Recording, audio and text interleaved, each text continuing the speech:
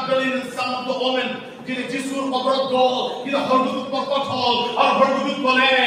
তুমি জীৱিত মৃত্যুত কেলে বিচাৰিছা যিশু ইয়াত নাই যিশু ডেড বডি কবৰত নাই চোৱা যিশু পুনৰুজ্জীৱিত উঠিলে